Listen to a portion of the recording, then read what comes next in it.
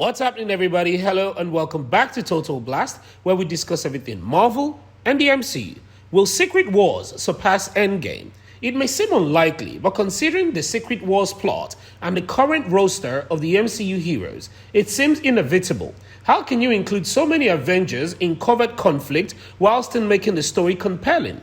That's what we'll be talking about today.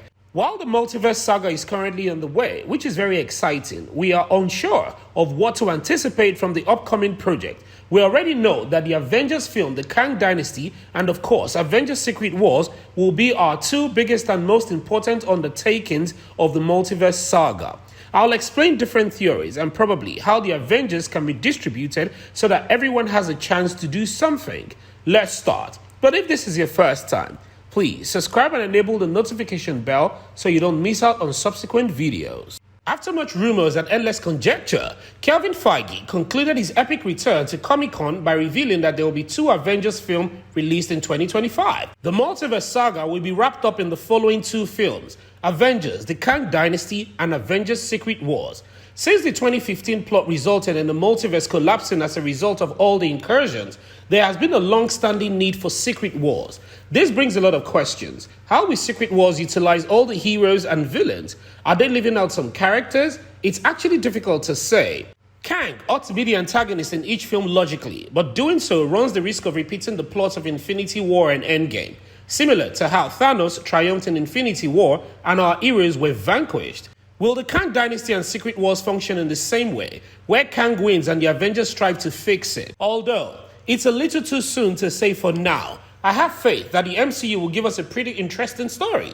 Anyway, here are some of my broad theories about what we might likely get in Secret Wars. First, making Avengers Secret Wars and the Kang Dynasty is all about variety of variants. I mean, turning different characters into variants. This is quite exciting since, in my opinion, this is what Multiverse of Madness was supposed to be all about, but we didn't really get it. Let's discuss the variants that Kang Dynasty and the Avengers Secret Wars might take. Now, one thing to remember is that we may truly get the new and recent characters. There is evidence to support certain recent ones, including Ant-Man and the Wasp: Quantumania. The fact that Kang really asked Ant-Man in the trailer, "You're an Avenger?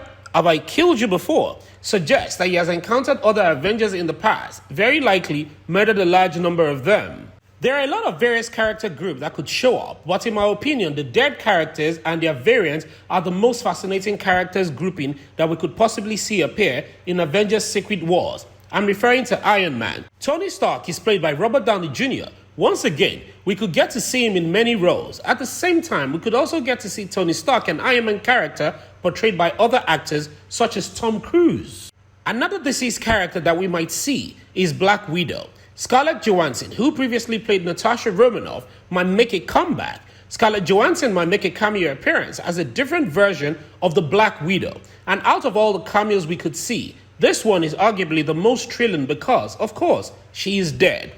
Scarlett Johansson, Robert Downey Jr., and Chris Evans all back to play different versions of themselves.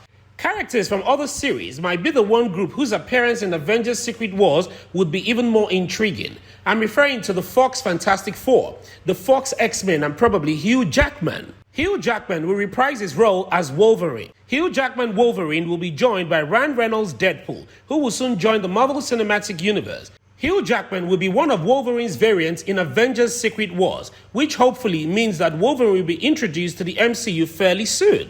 Let's not overlook Spider-Man's iterations, even members of the Guardians of the Galaxy, Nebula, Rocket, Groot, Drax, Star-Lord, and Mantis. We also have Nova, who will visit the MCU. All these heroes will appear in different variants. Another team of variants that I think fans will anticipate is the Supernatural team. Imagine Nicolas Cage returning as Ghost Rider and fighting with Professor X and Wolverine, played by Patrick Stewart and Hugh Jackman, and also Moon Knight by Oscar Isaac. This will surely be super interesting. Apart from our heroes, the villains will also appear in variants too. We all know that Kang Dynasty will be all about Kang's variants, so expect to see a lot of Kang variants as well. The first theory is basically about making the characters appear in variants and team up to fight villains who are also variants. Now, we have another theory which is more broad and also quite intriguing. Please follow me. We will start with the villains.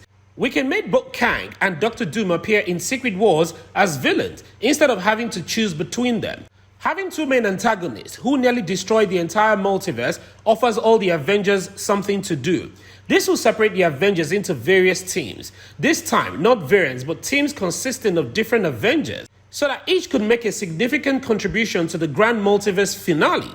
Given that this time is the conclusion of the multiverse tale and it concerns the fate of the entire universe, you have to assume that every Avenger will participate. I'm referring to a larger infinite battle and endgame that can utilize everyone's most effectively by grouping them into many teams. I believe that many Avengers will join Secret Wars, but they will do so in groups to more efficiently use everyone. I have made a few categories for these entries, and I'll be looking at the A team and the B team and the space team, the young team and the outliners. No, this won't be a flawless system. It will enable all Avengers to participate. The A team will go first. This will likely be the A team that Captain America leads. The new Black Panther, Doctor Strange, Ant-Man and the Wasp, Professor Hulk, and Shang-Chi would make up the remainder of the A team.